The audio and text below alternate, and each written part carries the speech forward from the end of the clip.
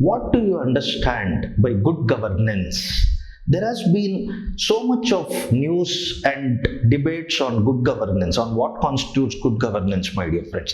In this video, let us talk about the different paradigms of good governance and the pillars of good governance as it has been understood by most of the world. Vinay Kumar here, international NLP and IAS coach. In this video, like I told you, my dear friends, let's discuss about the different dimensions of understanding of the term good governance and what are the core pillars of good governance as it is understood by most of the world. Now, as I start with the dimensions of understanding good governance, there are broadly three paradigms from where good governance is understood, my dear friends. The first paradigm is about minimum government and maximum governance. What does this mean?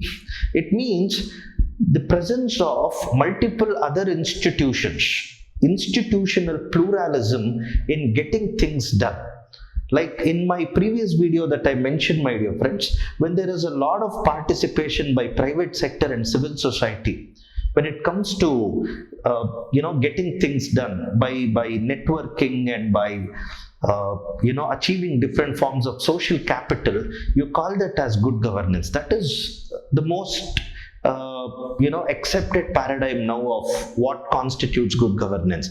The second aspect of good governance, as it is understood by most of the world, is the aid conditionality related to, aid conditionality that has been dictated by funding agencies across the globe. Like, for example, the World Bank and OECD, which are the main lenders to number of African countries in particular, have come up with number of reform criteria that is required for these countries that get heavyweight funding to actually put these funds to proper use and see some tangible development in their countries. Did you get that, my dear friends?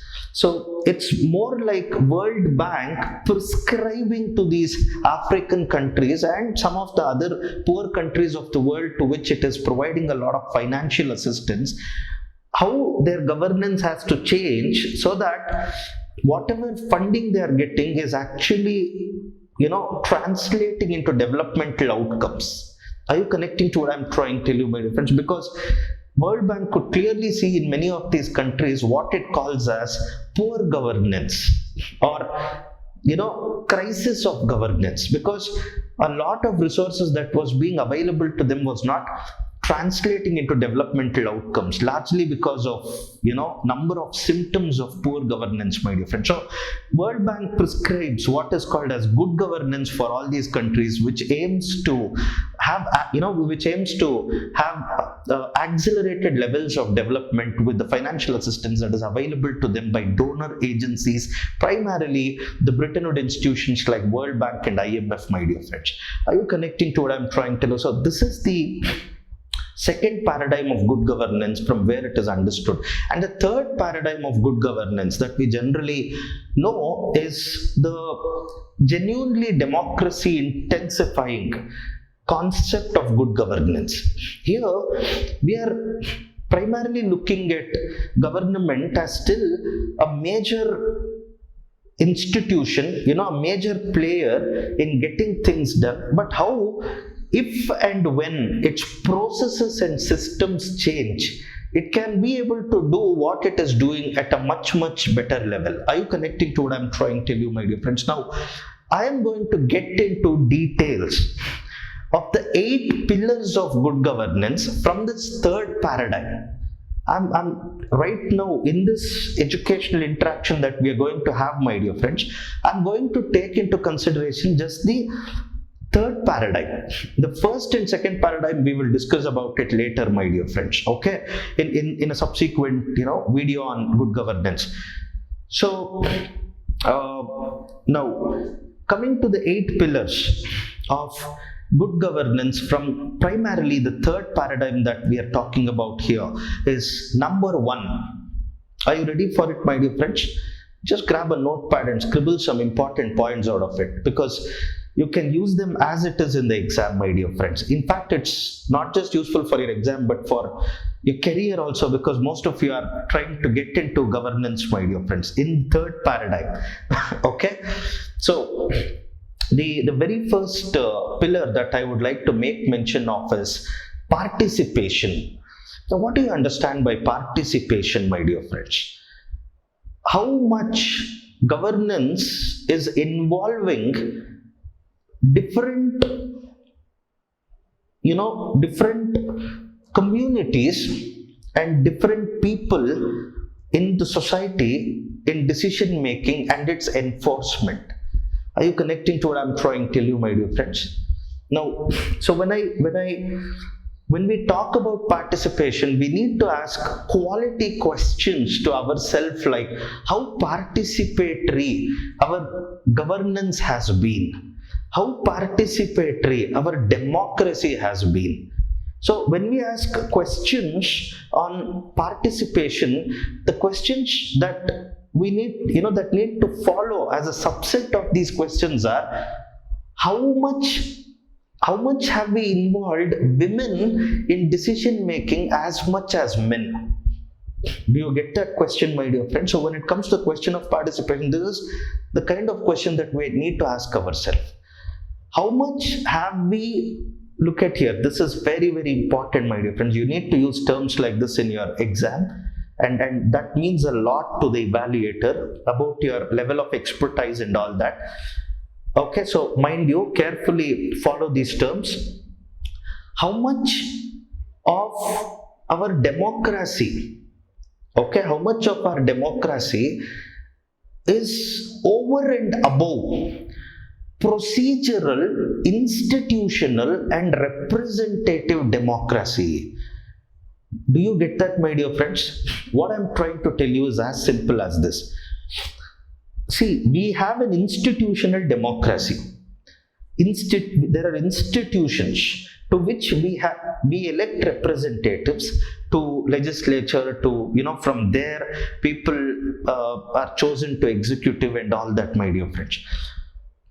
So, institutional democracy or representative democracy, or as it is also called sometimes as procedural democracy, is definitely doing well in the country, also in many countries of the world.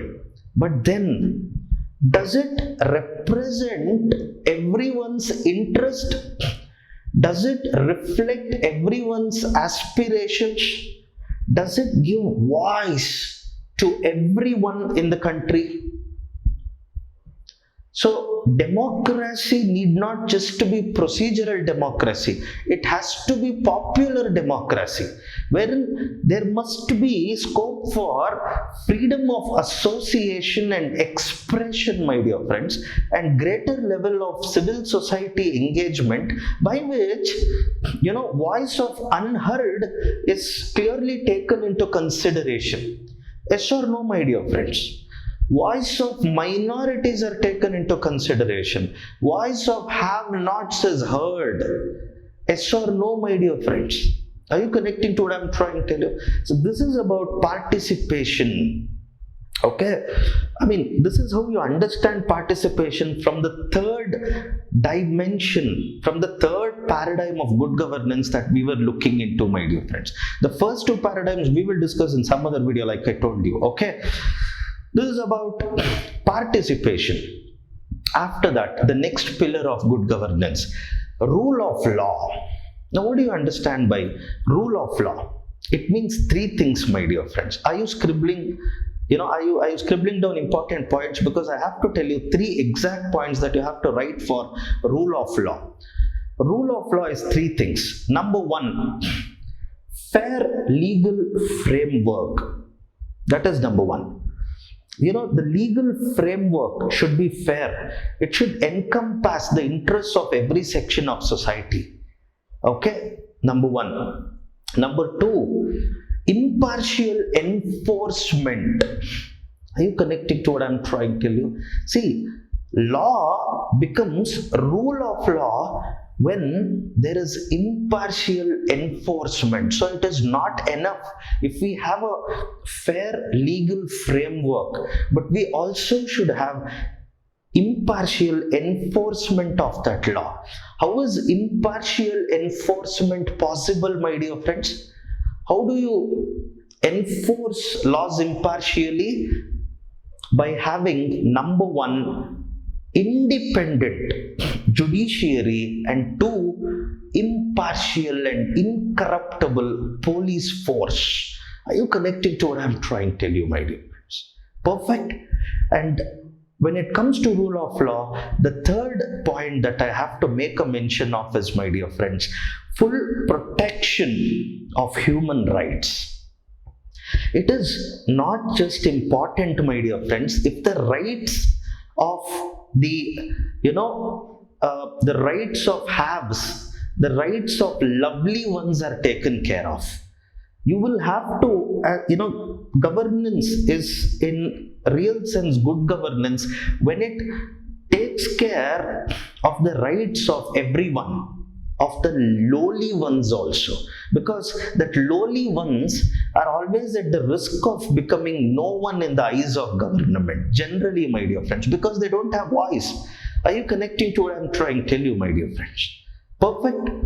So, rule of law involves three things. What are the three things? Number one, fair legal framework. Number two, impartial enforcement. And three, full protection of the rights of, full protection of human rights. Are you connecting to what I'm trying to tell you, my dear friends? That is about rule of law.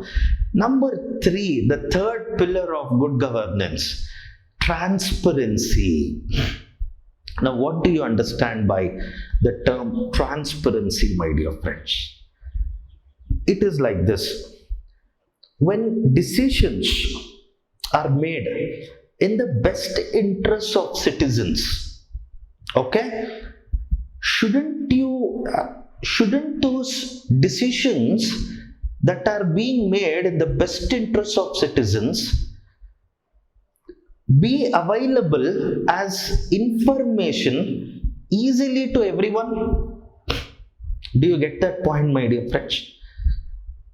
When decisions are being made and enforced in the best interests of citizens, what is the necessity to hide any information related to such decisions? If that information is actually, if that information is actually passing a signal to citizen, look, these kind of decisions were made which batted for your best interest, then why it has to be hidden? Don't you feel it has to be freely available to everyone? And when I say it has to be freely available to everyone, what I mean is, my dear friends, it should be accessible in easiest forms, which means what? You need to get it in almost all the media that you wish to have it. You must get it in the language that you know. Are you connecting to what I'm trying to tell you? When I say you should get it in the language that you know, I'm not just talking about your mother tongue, my dear friends. In a less complicated, in a simplified language other than generally used official jargons and all that. This is what is transparency as understood from the third paradigm of good governance. My dear friends, I'm again and again telling you, the explanation here that I'm giving of 8 pillars of good governance has to do with the third paradigm of good governance that we have considered. The other 2 paradigms that I have made a mention of, we will discuss in another video I told you. There we will talk about investors, investor confidence, what rule of law means to them, what transparency means to them and all that. Is that okay, my dear friends? It's more of, in this video we are talking more about the third dimension or third paradigm where good governance is seen from the eyes of government. Are you connecting to what I'm trying to tell you, my dear friends? Or rather, how citizens should expect their government to be. It is from there, my dear friends. Is that okay? Perfect. Thank you. Now this is about transparency. Number 4, my dear friends, consensus oriented. Now what do you understand by this? consensus oriented.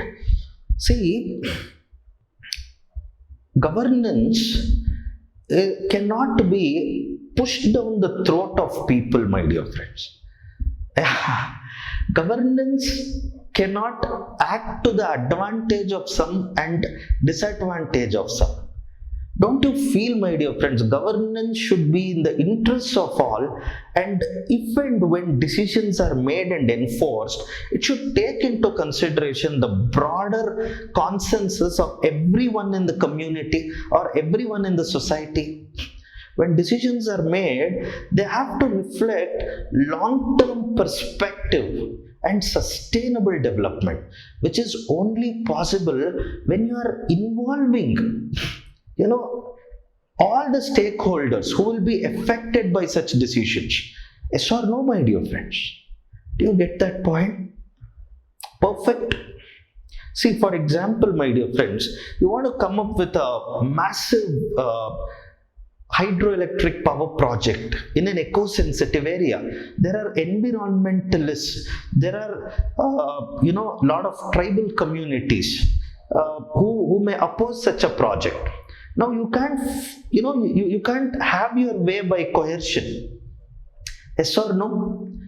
Don't you feel it is important to convince these environmentalists that due procedure will be followed, environment impact assessment will be carried out, alternatives will be looked at, and reassuring to the tribal communities that how their identity or culture or their development is not affected by these projects? Are you connecting to what I'm trying to tell you, my dear friend? So all I'm trying to tell you is, good governance has to be consensus oriented, means you need to take into consideration the history, the society, the culture, the ecology of the region when you will have to make and implement decisions. Are you connecting to what I'm trying to tell you, my dear friends? That is the fourth pillar of good governance. And the fifth pillar of good governance is equity and inclusiveness. What do you mean by this, my dear friends? Equity and inclusiveness. It's as simple as this. No one should be left out in the process of governance who will be affected by the process of governance. Are you connecting to what I'm trying to tell you, my dear friends? See, if someone is going to be affected by the decisions of governance, by its enforcement, then he should not be left out even at the stage of making decisions, my dear friends. If anyone, by the risk or vulnerability of being disadvantaged or a marginalized, is being left out in the process of decision making, it's as good as you are leaving him, you're not including him in the process of larger development, my dear friends. Are you connecting to what I'm trying to tell you?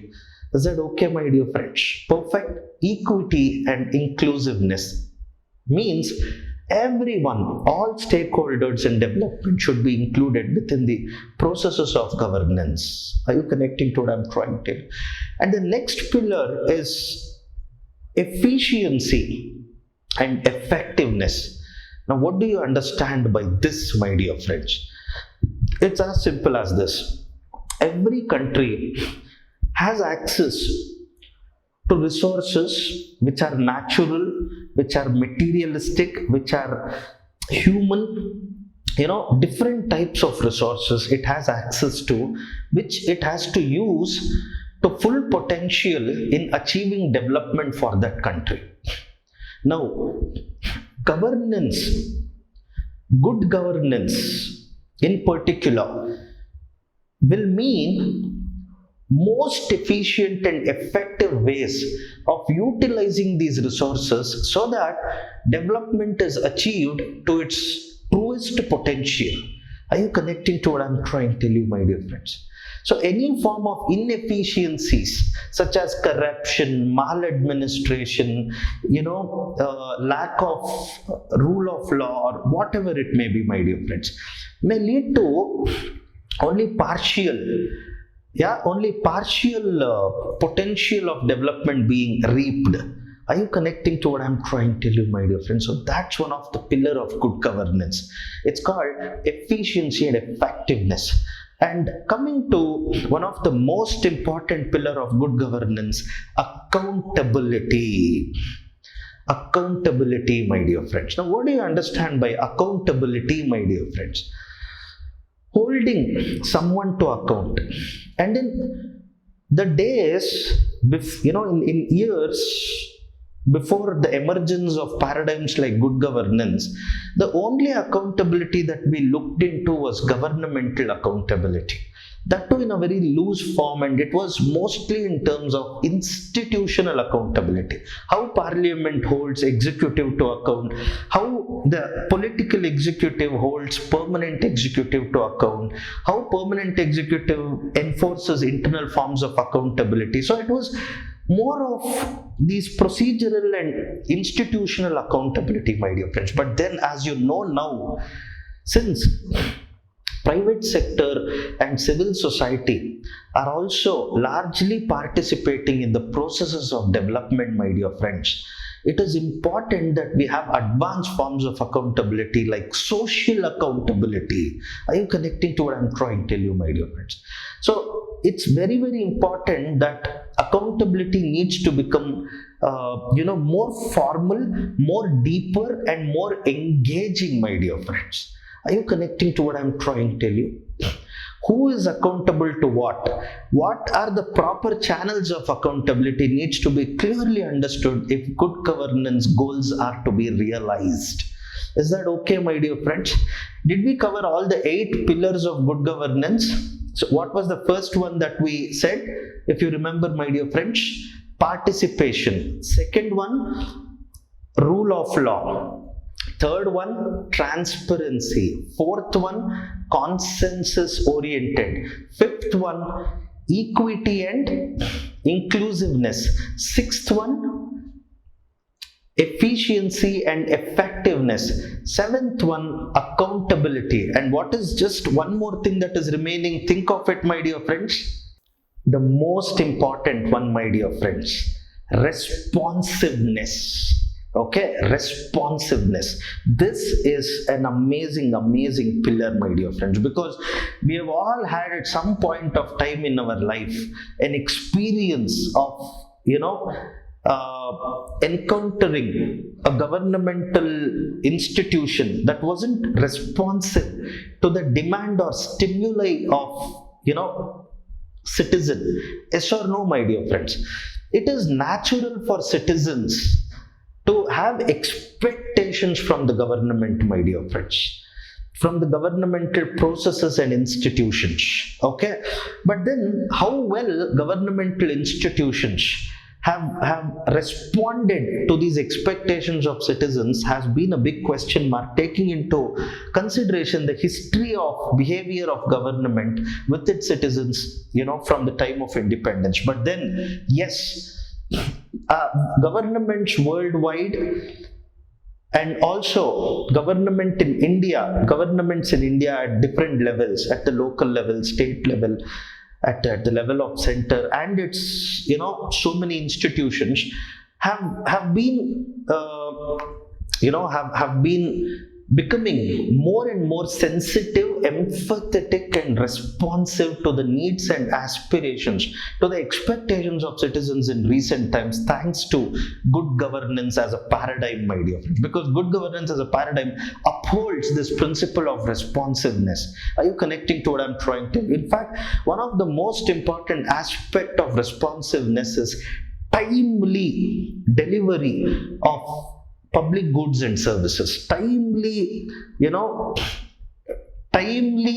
redressed grievance, timely met needs and aspirations. Are you connecting to what I'm trying to tell you? So it's the ability of governance to generate qualitative administrative responses to the stimuli of citizens. Are you connecting to what I'm trying to tell you, my dear friends? So this actually completes the 8 pillars of good governance as we understood its definition in its third paradigm that we understood, my dear friends. The rest too we are going to discuss in some of our subsequent videos. Thank you very much for watching this video and learning from here, my dear friends. If you found this knowledge that I just shared with you very useful and interesting, please share it with as many people as possible, my dear friends. After all, we are all here to share knowledge, okay? And if you haven't subscribed to this channel, please do subscribe for continuous streaming of such great learning. Thank you very much, my dear friends. See you all in my next video.